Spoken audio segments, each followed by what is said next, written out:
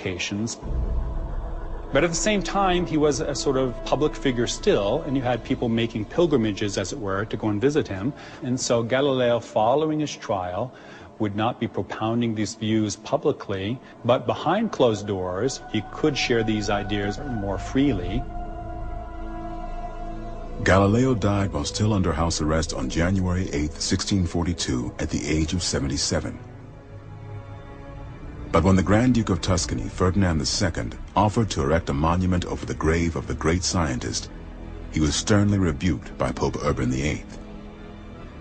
Still considered a heretic, Galileo was allowed only a modest burial under the bell tower at the Basilica of Santa Croce, and the publication of his works would remain banned for nearly a century. Galileo's death made him a martyr for the cause of scientific thought. Galileo, the strife and struggle that he endured, plays an incredible role in our movie, a crucial, pivotal role. And it's all born out of something that we know to have been true. The church's oppression of those that were looking beyond the rigid dogma of the day. But as suggested in Angels and Demons, did Galileo really become the inspiration for a series of deadly cults whose members will stop at nothing to avenge him? Radicals who are dedicated to the notion that science is the only true God? Anagram. It's the same image, forward and backward. Now that's common for a symbol like a yin and yang or a swastika, but that's a word. That Illuminati ambigrammatic symbol has been considered a myth for 400 years. In Angels and Demons, evidence suggests that the murderous attack on the Catholic Church is being perpetrated by an ancient secret society. Called the Illuminati, they are dedicated to the Church's total destruction. But did such a group exist? And if so, could they really have stayed undercover for more than 400 years? The Illuminati, the word itself, means to be illumined or enlightened. The Illuminati can be found in various types of secret societies, almost cults.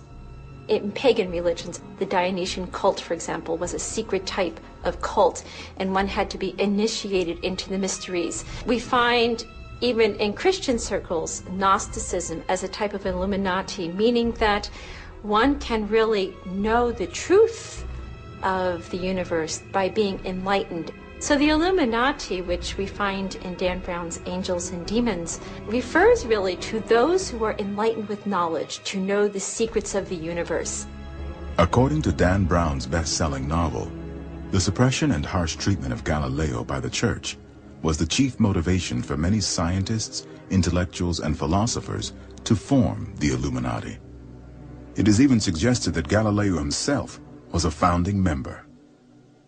There were people who held progressive ideas, heterodox ideas, and so if you had progressive ideas, you could hold those ideas, you could speak to like-minded people, and this is what Galileo did. I mean, Galileo did belong to a very public group of scientists, the Accademia delle Scienze.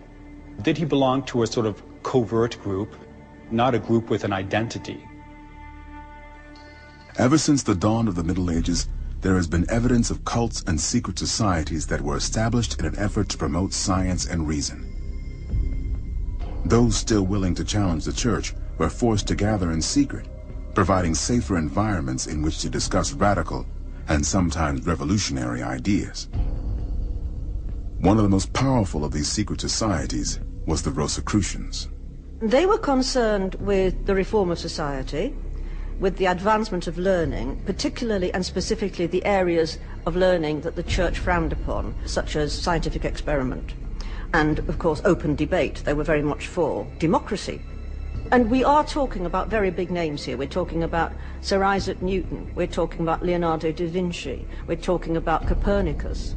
They were all drawn to one form or another of Rosicrucianism. One very important element of Rosicrucian thinking is a kind of spiritual philosophy known as Hermeticism that was attributed to an Egyptian sage called Hermes Trismegistus. Hermeticism taught that human beings were essentially divine, and that there were no limits to what an individual could do. Now, this was completely the opposite to the view of humanity that the Church put forward.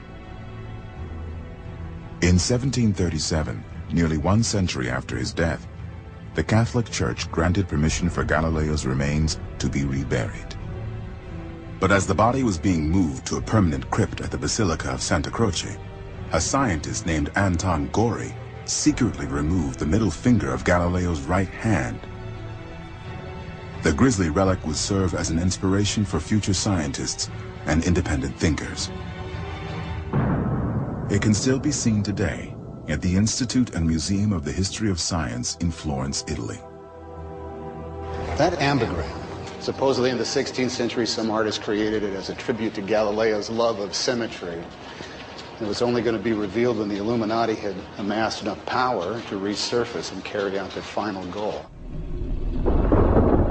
In Angels and Demons, it's the Illuminati that we're talking about, and conjecture plays a huge role when you start looking back at Illuminati.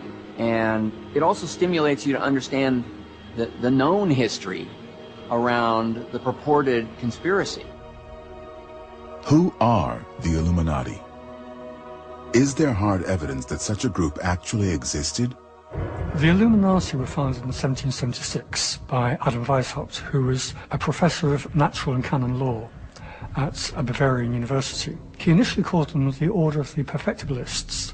The idea was to make people perfect inside so that they can then have an influence on the outside world and improve the world. And that was his intent. It wasn't specifically a religious group. It was a secret society, but it had political motivations. Weishaupt was a militant atheist and also very influenced by Enlightenment ideas on politics. He was anti-monarchy and one might almost think an anarchist. He didn't seem to believe in any sort of form of government, and very anti-church. Weishaupt wanted to bring down the authority figures, whether they were political or religious, to reform society in a way where everybody was equal. Now, these were revolutionary ideas for the day. They still are today. The Illuminati in Bavaria arose out of a horror at the repressiveness of the Catholic Church, which was extreme. They were not allowed to think for themselves. They were not allowed to meet and debate the issue. I mean, even if they were to voice their doubts about the right of the Church to order people's lives, their life would have been very short and very nasty. The struggle between the historical Illuminati and the Catholic Church is pretty much as Dan Brown portrays it in Angels and Demons. The Illuminati had a very specific anti-Catholic agenda.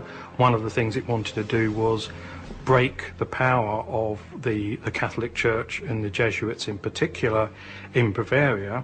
When Weishaupt convinced a prominent diplomat named Baron Adolf Franz Friedrich Knigge to join the Illuminati in 1780, Illuminati membership skyrocketed from just a few hundred to nearly 2,000. It was obvious that the reform of these governments had become increasingly difficult, if not impossible. And so when the Illuminati make their appearance in Germany, it is remarkable the alacrity with which the authorities moved against them. Arrested as many of them as they thought they could locate, saw this as a conspiracy of kind of world proportions.